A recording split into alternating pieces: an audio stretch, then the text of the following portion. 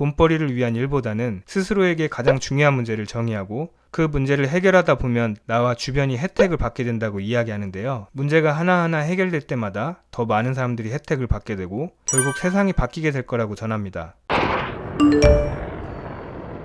미핑. 사업 아이템이라고 해서 거창하고 대단한 게 아니라 사소하게 보일지라도 불편한 점이나 욕구를 해소시켜주는 해결책이 있다면 그게 사업 아이템이 될 수 있습니다. 요즘은 아직 창업을 하지 않은 예비 창업자들도 정부 지원 사업에 도전할 수 있고요. 창업 후 사업성이 인정이 되면 다양한 루트를 통해 투자를 유치할 수도 있습니다. 좋은 사업 아이템과 실력이 갖춰지면 소자본이나 무자본으로도 창업이 가능하단 말이 되는 거죠. 오늘은 아직 나만의 창업 아이템이 없는 분들을 위해서 최근 투자 이슈가 있었던 요즘 뜨는 사업 아이템 베스트 5를 살펴볼 텐데요. 안녕하세요. 창업으로 세상을 바꾸는 미핑 캠퍼스입니다. 창업 선배님들의 화려한 결과에 압도되기보다는 그들의 문제 정의 방식과 문제를 해결하는 모습을 보면서 나만의 비즈니스 모델 구상에 힌트를 얻어가시길 바랍니다.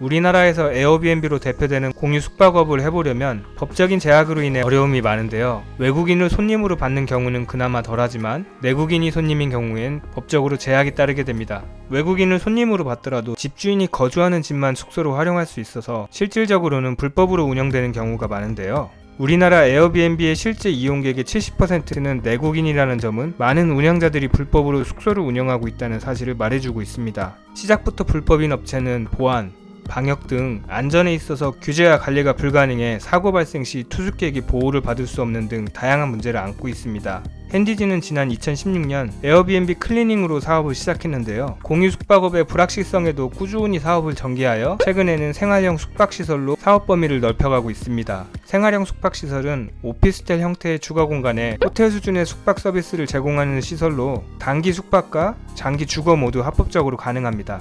핸디지는 어반스테이라는 도심형 생활 숙박 브랜드를 런칭하고 오는 7월 부산 지역으로 시작해서 2024년까지 객실 약 3,000개 이상의 위탁 운영 계약을 확정했는데요. 계약된 모든 객실은 프론트 없이 스마트폰 어플로 비대면 체크인, 체크아웃이 가능하도록 시공될 예정이라고 합니다. 핸디지는 2016년 창업했고요. 이번에 스프링 캠프로부터 비공개로 프리시리즈 A 투자 유치를 했습니다.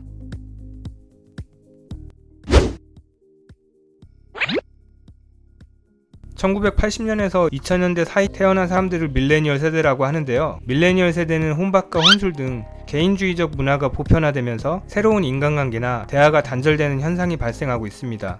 모든 걸 혼자 하는 생활 방식은 자율성과 선택권을 높여 자기주도적인 삶을 만들어가는 데 도움이 되지만 때때로 밀려오는 외로움과 고독함을 그대로 다 감내해야 합니다. YP랩스가 운영하는 커넥팅은 대화 상대를 1대1로 실시간 매칭하는 소셜 통합 플랫폼입니다.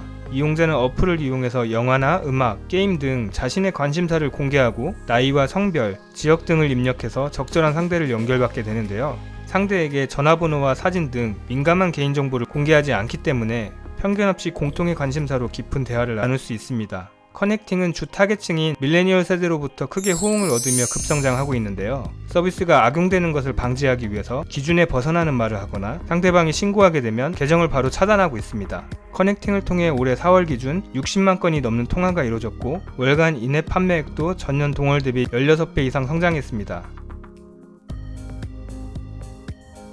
커넥팅은 2018년 창업했고요. 이번에 한국 투자 파트너스로부터 25억 원 규모의 시리즈 A 투자 유치를 했습니다.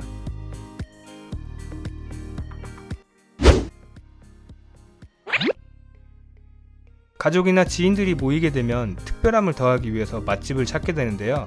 TV나 미디어에 나온 유명한 맛집은 거리가 멀거나 많은 사람들로 붐비고 긴 줄을 서야 하는 등 이용하는 데 불편함이 있습니다. 더구나 어린 자녀를 동반하게 되면 어수선한 분위기에서 아이까지 챙겨야 하기 때문에 불편함이 가중됩니다. 아파컴퍼니에서 운영하는 요리버리는 전국 맛집 음식을 배달하는 오투어 서비스를 제공하는데요. 덕분에 집에서 간편하게 맛집 요리를 즐길 수 있게 됐습니다. 이용자는 자체 레시피를 보유한 맛집 식당의 제품을 5분 내 조리 가능한 반조리 식품으로 배송받게 되는데요. 요리버리의 웹사이트나 스마트폰 어플을 통해서 전국적으로 유명한 부산 얼짱쭈꾸미, 공주 청벽집, 춘천 통나무집 등 약 200여 개의 제품을 즐길 수 있는데요. 특히 어린 자녀가 있는 경우 집에서 남들 눈치 안 보고 편안하게 맛집 요리를 즐길 수 있게 됐습니다. 맛집 업체는 고객 대상을 지역에서 전국으로 넓힐 수 있게 됐는데요. 실제로 요리버리에 입점된 식당 중 연매출이 수억 원대에 이르는 업체들이 생겨났고 최근에는 입점 요청도 급증하는 추세라고 합니다. 요리버리에서 판매 1위를 기록하고 있는 부산 얼짱쭈꾸미는 판매수 30만 개를 돌파했고 백종원의 3대 천왕으로 유명세를 탄 춘천 통나무집 닭갈비는 상품 후기가 2100개가 넘는 등 인기를 끌고 있습니다. 요리버리에 입점된 맛집은 20여 가지의 검증 항목을 통과해야 하는데요. 맛은 물론 음식의 위생, 안정성, 배달에 있어서 신속 정확함 등이 평가되고 있다고 합니다. 요리버리는 2015년 창업했고요. 이번에 하이트질러 외 4개 업체로부터 프리시리즈 A 투자 유치를 했습니다.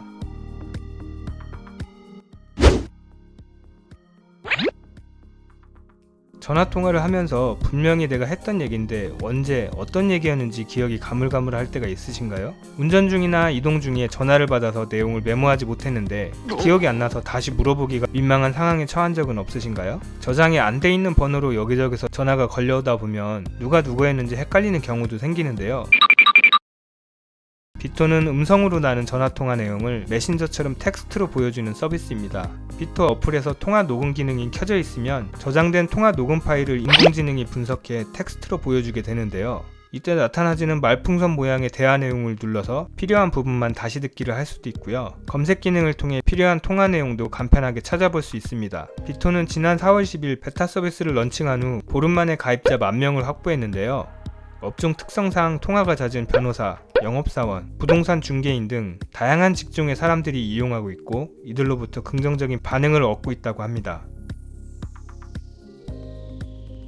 비토는 2018년 창업했고요. 이번에 카카오벤처스 등으로부터 25억 원 규모의 시리즈 A 투자 유치를 했습니다. 비토의 현재까지 누적 투자 유치액은 30억 원입니다.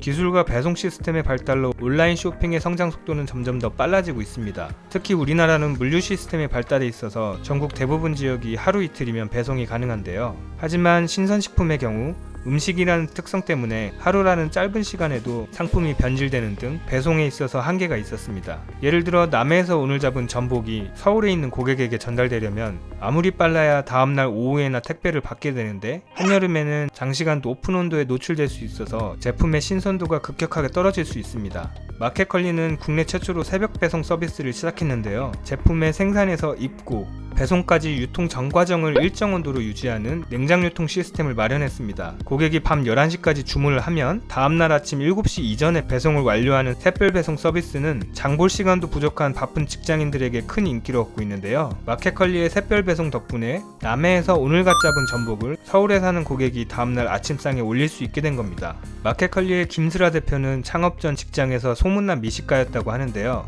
워낙 음식을 좋아하기도 하고 아토피 등의 자신의 건강 문제도 겪고 있던 터라 식품 재료를 고르는데 신경을 많이 썼다고 합니다. 이러한 김슬아 대표의 성향은 마켓컬리의 엄격한 제품 큐레이션에 그대로 나타나는데요. 마켓컬리는 엄선된 제품과 냉장 유통 시스템이 어우러져 까다로운 강남 엄마들을 중심으로 입소문을 타면서 급성장하게 됩니다.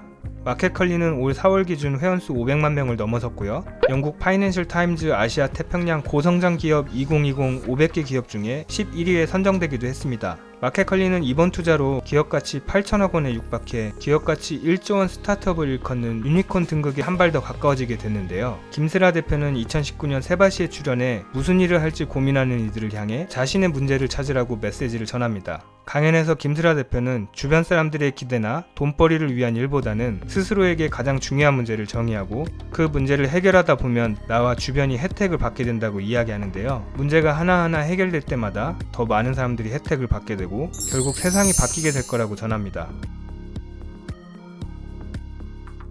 마켓컬리는 2014년 창업했고요. 이번에 세쿼이아 캐피탈 차이나 등으로부터 2천억 원 규모의 시리즈 E 투자 유치를 했습니다. 현재까지 마켓컬리의 누적 투자 유치액은 4,200억 원입니다. 네, 어떠셨나요? 오늘 보신 사업 아이템이 각자의 창업 아이디어를 떠올리는데 생각의 재료가 되어지길 바라겠고요. 소자본 창업, 요즘 뜨는 사업 아이템 외에도 다양한 창업 정보가 궁금하신 분은 지금 미핑 캠퍼스에서 만나보세요. 감사합니다.